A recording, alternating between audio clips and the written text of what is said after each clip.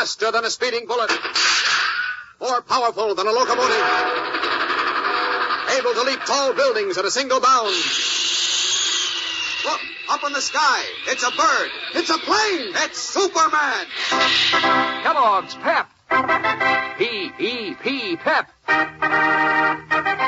Kellogg's Pep, the Sunshine Cereal, presents The Adventures of Superman.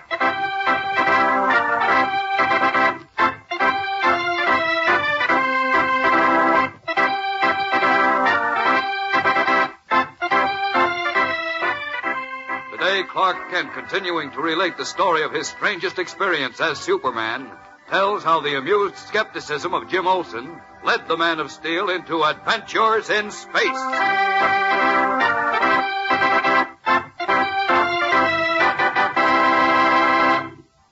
Hello there, gang. This is your pal, Dan McCullough. Say, here's a bit of good advice. How about making it a point to hang around when Mom is making out her grocery list so that you can be sure that she remembers to put down some Kellogg's Pep? Sure, you like to eat lots of this sunny golden toasted cereal, and you want to collect more of those comic buttons in the new series that Pep is putting out. They're honeys, aren't they? The colors are so bright and clear, they look mighty smart pinned on your jacket or your dress or cap. And the pictures of your funny paper characters are sure true to life. Why, Spud and Cindy and the Little Moose and Superman look so real they could talk. And don't forget how easy it is to collect all 18 Pep comic buttons in this new series. You don't have to send in any money, not even a box stop, and you can't buy them anywhere. But every time that Mom opens a new package of Kellogg's Pep, there's your comic button inside. And Mom's always tickled to see you eat lots of Pep, too, because it gives you extra amounts of an energy vitamin, B1, plus the sunshine vitamin, vitamin D. Not to mention the fact that you like Pep for its catchy sunshine flavor. Yes, sir, Pep's the prize when it comes to crisp, fresh, flavory eating at breakfast. So ask Mom to get P-E-P, the Sunshine Cereal, Kellogg's Pep. And now, the adventures of Superman. Assigned by my editor, Perry White, to do a special feature on what, in my opinion, was Superman's strangest and most unusual adventure, I, as Clark Kent, recalled a story that began one day shortly after dusk, when I and all the other members of the Daily Planet editorial staff were out. At that time, as I learned later, a tall, middle-aged man wearing shorts and sandals was ushered into my office, where he found Jimmy Olsen alone. Calling himself Anthar, the man said he had come from another planet, a place called Utopia, in search of Superman. But Jimmy, believing he was the victim of a practical joke, scoffed at the man, who then offered to make a test to prove he was speaking the truth. Please take hold of my arm, young man, and lift me up. Lift you up? Exactly. Simply grasp my arm and lift, as you would if you were holding a stick. I still think this is a gag, but if you insist, here goes.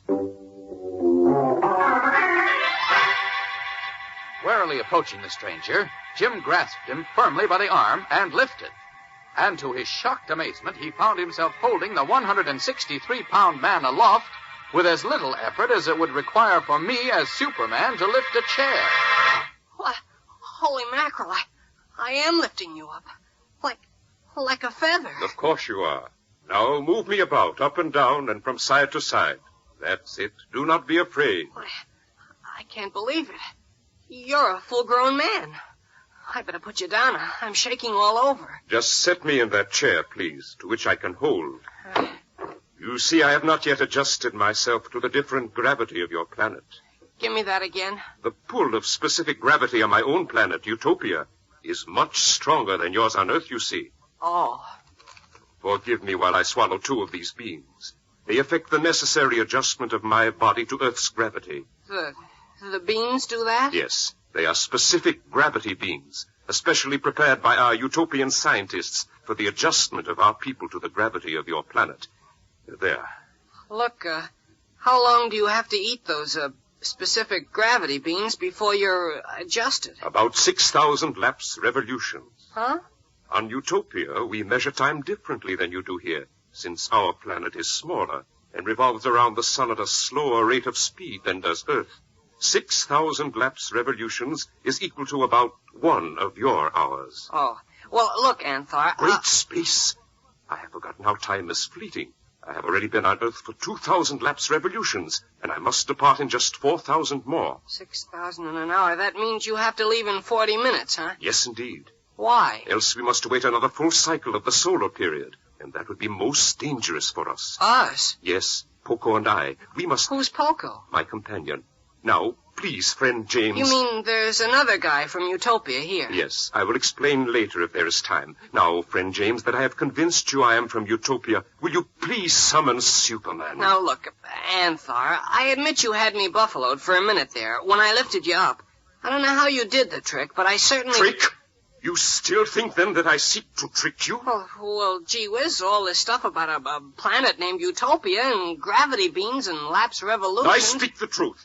I have told you that your world is in terrible danger, and yet you dare to waste the precious fleeting strokes of time doubting me. Well, golly... Do you dare to accept the responsibility for making a decision, of choosing to do nothing, while the means for the enslavement of your world are being prepared? The enslavement of the whole world? Exactly. And unless you heed me now, that enslavement is not far off. Oh, now quit your kidding.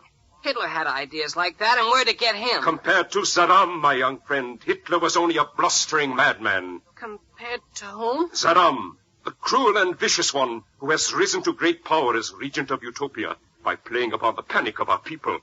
And again I warn you that unless you heed me, Saddam will be regent of your entire world before long. Excuse me for laughing, but that's really funny. And still you mock me, foolish friend. What must I do to convince you that Saddam must and will take over your planet before the cycle of this year has run out? Tell me why Zaram has to attack and take us over before the end of the year. Because at the end of this cycle year, there will be no more planet Utopia. What? Yes. For the last 700 years, at approximately each turn of a century, a fragment of Utopia has been ripped away into space. And from a planet once almost half the size of Earth, we have been reduced to a territory not much larger than your own state of Vermont. Gee whiz. You must find it kind of crowded. Indeed we do. And what is much more serious is that another disaster, and our final one, is due to occur within a day or two of the 25th of next month. At that time, our scientists assure us the last remaining fragment of Utopia will be torn from its orbit and shattered to pieces in space. Uh-oh. And so Saddam counseled our people to invade and conquer the Earth. Oh, I get it. So you came here to get Superman to stop him, huh? Yes. And knowing this now, won't you please summon Superman before it is too late? Gee whiz, Anthar, I don't know how to get him, honest. Sometimes when we need him badly, well, there he is. But I don't know where he comes from or where he goes. Then where can we find Mr. White or Mr. Kent or Miss Lane? Well, Miss Lane is away, and Mr. White and Mr. Kent are in an important conference. They can't be disturbed. They must be disturbed. This is a matter of the security of the whole world. Now, look, Anthar, I like you. I think maybe you're a little balmy, but... Balmy? Well, the point is Mr. White and Mr. Kent would laugh at you if you told them the story you just told me. They would laugh? Oh, sure. Who wouldn't? I see. And there is only one thing left to do. Convince you beyond the shadow of a doubt, so that you in time can convince them. How are you going to do that? I will take you back with me to Utopia. Take me back to... Now, look, Anthar. Yes, I see that is the only thing to do. And now, if you are willing to undergo the risks for the sake of your world... Wait, just a minute. Wait till I answer the phone. Hello, Olson speaking. Hello, Jim. This is Clark Kent. How are you getting along? Oh, fine, Mr. Kent. Just Andy. That is Mr. Kent. Perhaps if you allow me to speak to him... No, that won't do any good, Anthar. What'd you say, Jim? Oh, I was speaking to Anthar, Mr. Kent. Oh. To whom? A guy named Anthar. Anthar? A kind of magician who stopped in and... No, A please. magician? Yeah, and can he do a swell trick? Oh, Jim. He let me lift him up in the air as if he were a feather. Cut the raving, Jim. I only have a minute. I'm not raving. Honest, you ought to see this guy. All right. And hear him. What? Can he tell him? Tell him. Oh, well, that's fine. But look, the chief and I are going to be tied up with Inspector Henderson for a while yet, so you better go on home. Okay. Unless I go to Utopia first. All right, well, go... Where? Utopia. That's another planet. And Anthar wants me to have a look at it so I can tell you and Mr. White and Superman about it. Oh, I wish you'd grow up, Jim. I told you I only had a minute, and you sit there kidding. But I'm not kidding. No, I know. All right, you're knitting. Go on home. I'll see you tomorrow. Good night. Good night, Mr. Kent. Okay, Anthar. I'm ready to go to Utopia with you now. Splendid. Let us go, my friend.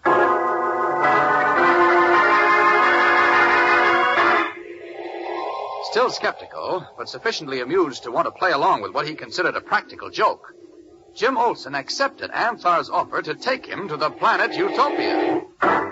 What will happen now? Is Jim Olsen really committing himself to be hurtled through space toward a strange and unknown planet? We'll know more in a moment when we return to the suspenseful climax of today's episode.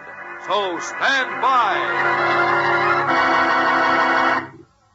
Now back to Clark Kent's story of Superman's most unusual adventure.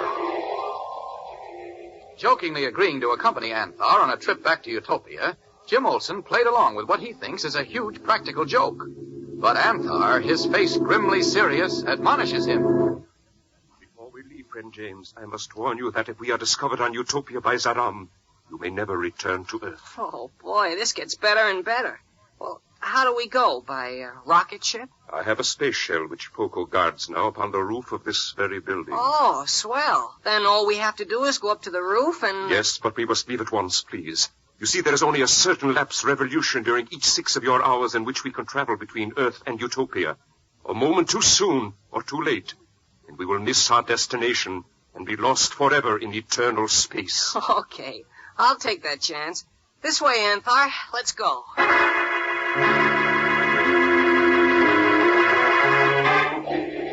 Still chuckling and thinking only of what an amusing feature story he would write about this funny experience, Jim Olsen led the strange man called Anthar to the stairway that goes up to the roof of the Daily Planet building. But Jim was in for the surprise of his life, and many more exciting experiences than he bargained for. Clark Kent isn't fooling when he says that Jim Olsen let himself in for some amazing experiences. So don't fail to be with us again tomorrow when Kent continues his story of Superman's strange adventure on the Lost Planet. Yes, be sure to tune in again tomorrow. Same time, same station. And remember, for breakfast, it's Kellogg's Pep. For excitement, the adventures of Superman.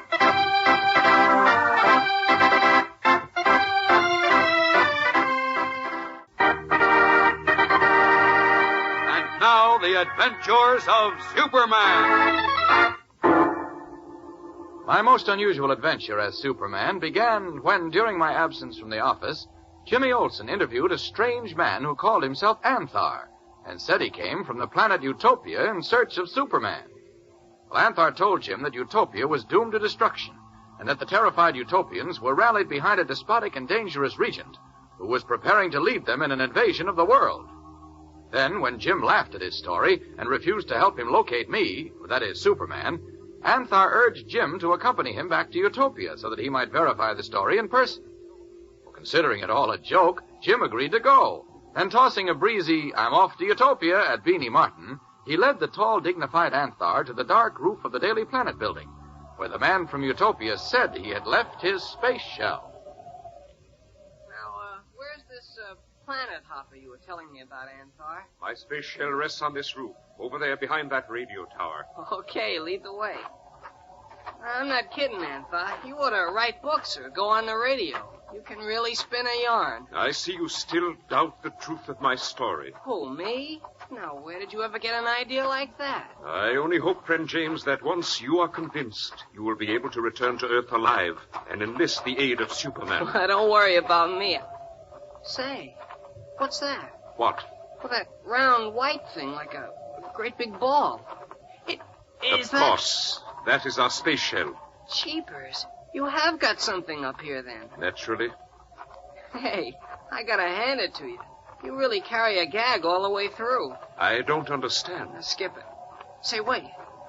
What is it now? Look. There's a little fat man leaning against that big white ball. Yes, of course. That is Poco. Come, let us join him. Not so fast. Who's Poco? The court fool. The what? The king's jester. You see, it is poor Poco's lot on Utopia to play the fool. But he is far from being a fool, and he has a great heart and much courage. He risked his life to make this expedition with me. Oh, the king's jester, huh? Well, now you're back in the groove, Anthar. For a minute there, I don't know why, but you had me a little worried. Now I know it's all a gag. Okay, let's go join your funny friend. Listen, what's that? What?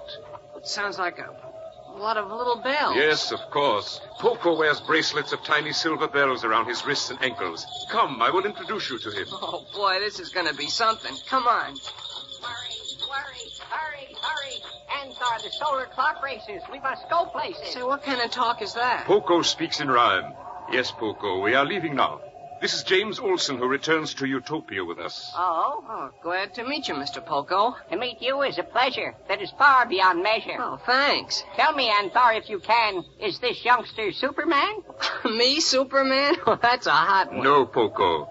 It is necessary that we convince this young man first of Zaram's plot against Earth, before he will enlist the aid of Superman, for he thinks we jest. I do not see how this can be. You mean he returns with you and me? Gosh, I wish I could talk like that. Yes, Poco. He returns to Utopia with us. Your plan, Anthar, is fraught with danger.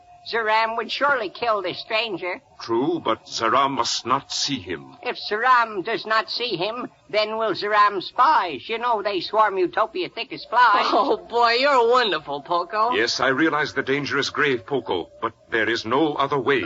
Oh, dear. Anthar, you hear? Yes. What were those gongs? They are the chimes of the solar clock within the space shell. They indicate we have only 300 lapse revolutions left before we must depart. Only what?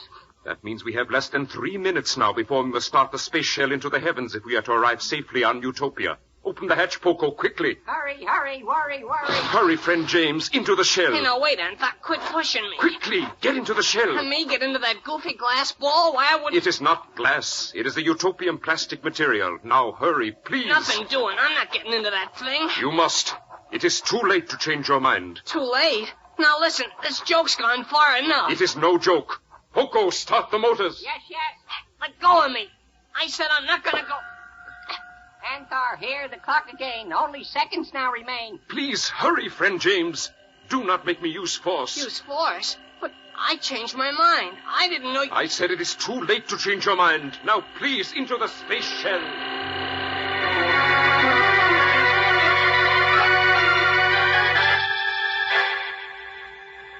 Frightened now and struggling frantically in the powerful grip of Anthar, Jimmy is carried toward the large, gleaming plastic ball, which throbs with a hum of powerful motors. And at this tense moment, 3 floors below the roof, Editor Perry White and I were just entering the city room of the Daily Planet. What are you going to do now, Kent? Oh, I'll just have a look in my office, Chief, see if anything came up while we were gone, then I'll pick you up for dinner, okay? Okay. Make it snappy. Right.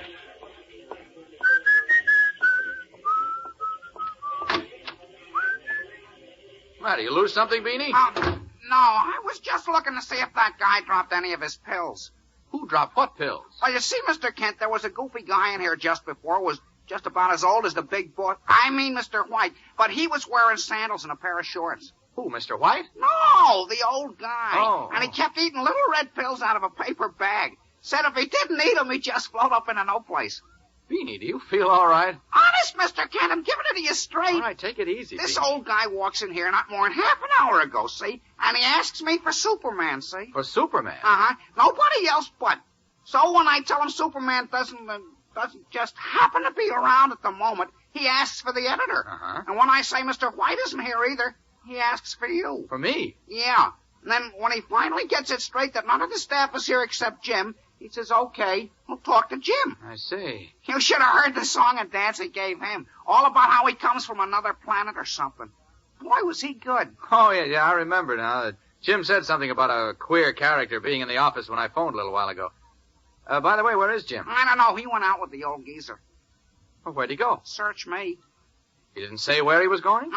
Except, this'll kill you. What? He said he was going to Utopia. Oh, yes. Yes, he told me that, too. But what I want to know That was is... the name of the planet the old goofus bird said he came from. Oh? Jim must have gone out with him to turn him over to his keeper. Well, I don't know why he isn't back yet. Hey, this man sounds like a really queer character. Oh, you ain't kidding, brother. I mean, Mr. Kent. He looked sore when he went out with Jim, too. Yeah? Jim shouldn't have gone with him. How long ago did they leave, Beanie? About 5 or 10 minutes ago. Which way did they go? Out into the corridor where the stairs and the elevators are. I don't like this. Look, Beanie, tell Mr. White I'll be back soon, will you? Yeah, sure, Mr. Kent. I want to speak to the elevator operators. One of them may know where Jim went. Okay, Mr. Kent. Gee, I hope there's nothing wrong.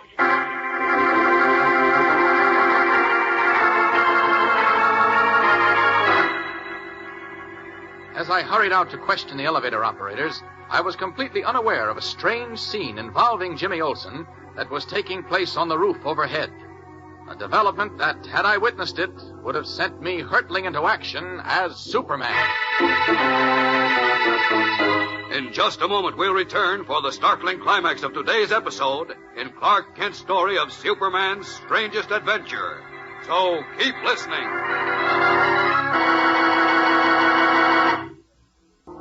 As I said before, I was completely unaware that as I left to question the elevator operators about Jimmy Olsen, on the roof above me rested a large plastic ball.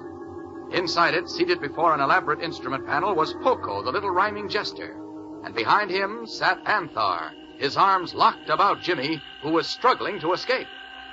Let me go, I tell you. Let me out of here. That is impossible now, friend James. In 50 lapse revolutions, exactly 1/2 of a minute, we must depart. But gee whiz, look, I don't want to go. The clock has struck. We soon depart. I, for one, with a worried heart. You'll be a lot more worried unless you let me out of here, you goons. Now, let me out of here. Please stop struggling, friend James. I tell you it is useless. A warning chime. This is the time. Good. Take off, Poco. No. Stop. Let me out of here.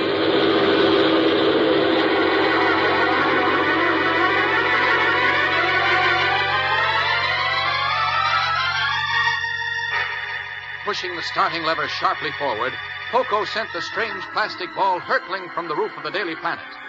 Whirling higher and higher with the speed of a rocket, it streaked upward through the night sky, and a moment later was lost to sight among the shimmering stars. What happens now to Jim Olsen, the captive of what appear to be two madmen in a weird projectile that is rocketing off into space? Whatever you do, gang, don't miss the next episode in Clark Kent's fascinating story of his strangest experience as Superman in The Mystery of the Lost Planet. Be sure to tune in again tomorrow. Same time, same station. And remember, for breakfast, it's Kellogg's Pep. For excitement, the adventures of Superman.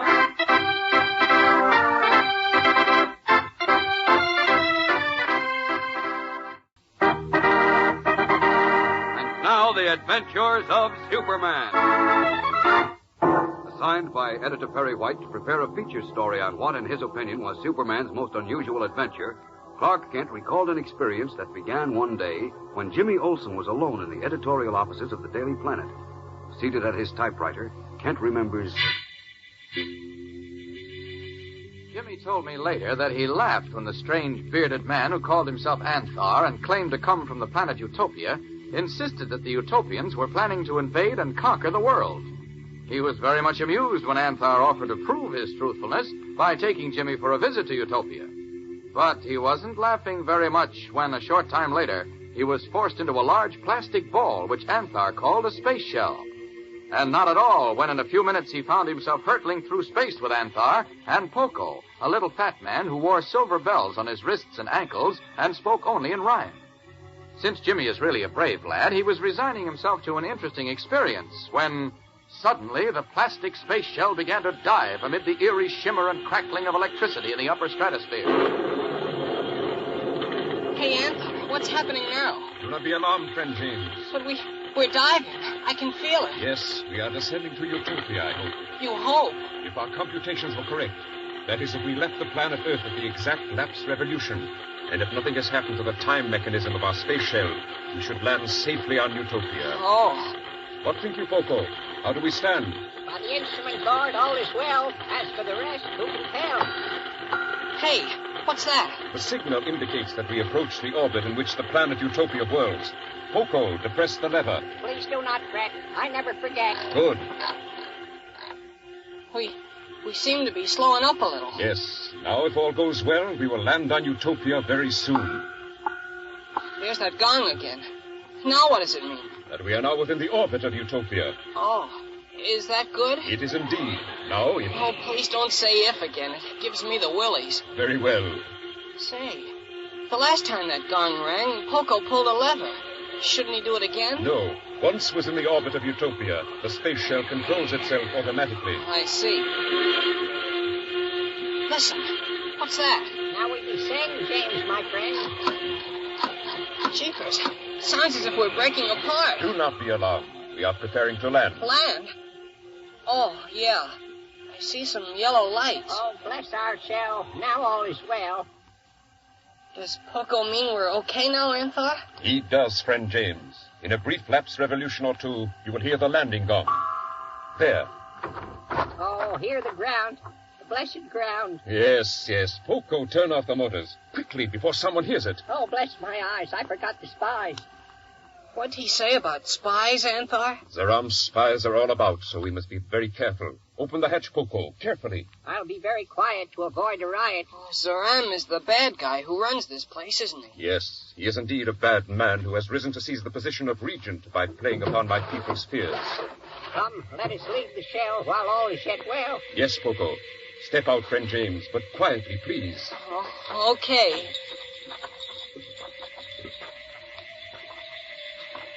Say, what's that music I hear? You do not really hear music. But I do. Hush, not so loud. Your voice may draw a crowd. Poco is right. Speak low. Okay, but what's that music? I say you do not hear music. It is merely the vibrations of our sound waves, which are different from those on Earth. In a moment, as your ears become accustomed to it, you will not hear anything. Say, you're right. It's fading away. You see? Say, where are we? I can't see much. We are in the park in the city of Regis, which is the capital of Utopia. Utopia?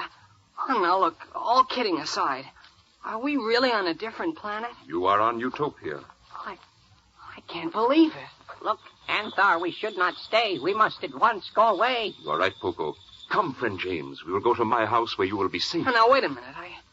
I don't know that I want to go to your house. Please, let us go away. It's dangerous to delay. We come, Poco.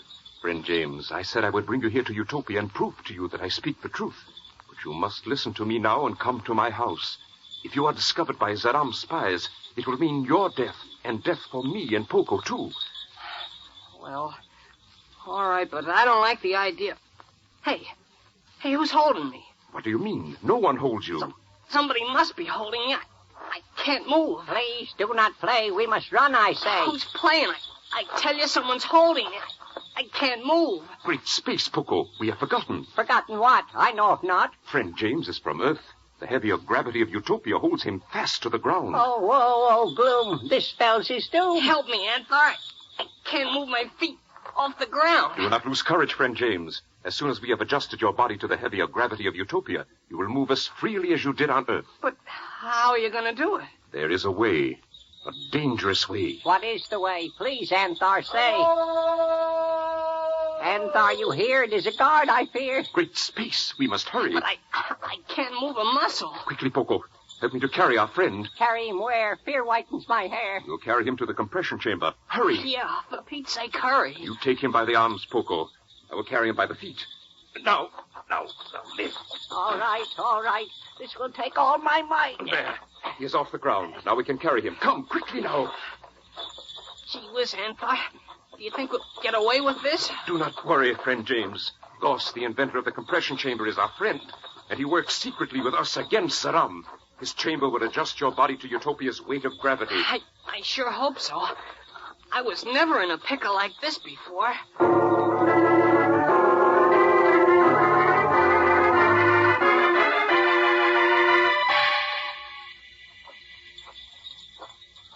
Lose courage, friend James. Goss's house and laboratory are close at hand. Can't be too close to suit me. Oh, if only Poco's bells did not tinkle so. Yeah, they do make a racket, don't they? I think of them, too, but what can I do? Oh, nothing, of course, Poco, since they cannot be removed. If only we can reach Goss's house before the guards stumble on the space shell. Oh, if only. Boy, you guys sure got me in a swell mess. It is for the sake of your own. Come quickly! Who's that? The guards. They must have discovered the space shell. Holy smokes. Oh, Anthar, my friend, this is truly the end.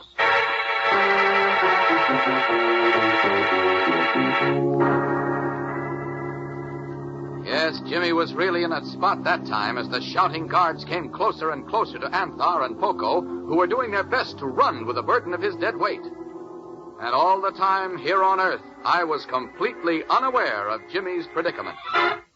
In just a moment, we'll return for the exciting climax in today's episode of Clark Kent's story. So keep listening.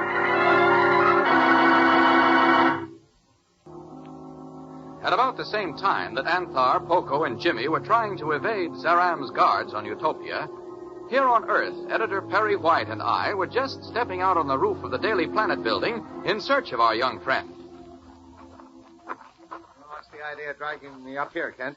Because the elevator operator said he brought Jim and that madman to the roof a few minutes ago. Oh, nonsense. What would they come up here for? I don't know. I certainly wish I did. He must have been mistaken. You can see no one's up here. Oh. Well, then where did Jim go, Chief? Probably went out for a malted milk or something. You know he's always hungry. No, I don't think he went out to eat. Not with that old character, anyhow. Now, look, Kent. This is probably one of Jim's stupid practical jokes. Oh. Chances are he's back in the office right now, waiting to give us the horse laugh. No, he's not in the office. How do you know he isn't? What? Why, uh-oh. Well, now what?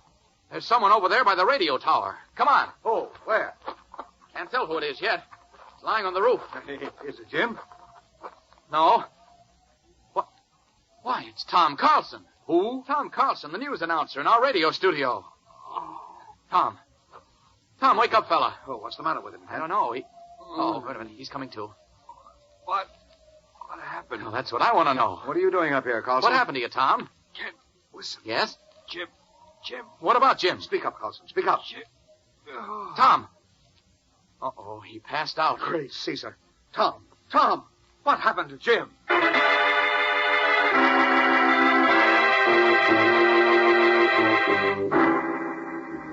Anxiously, Editor White and I bent over the unconscious radio announcer, making every effort to bring him around, and hoping with all our might that he would be able to give us a clue to what had happened to Jim. This, I can tell you, was a very tense moment for me. There are many thrills and much excitement to follow in Clark Kent's fascinating story of Superman's most interesting adventure, The Mystery of the Lost Planet. So don't miss a moment of it. Be sure to tune in again Monday. Same time, same station. And remember, for breakfast, it's Kellogg's Pep. For excitement, the adventures of Superman.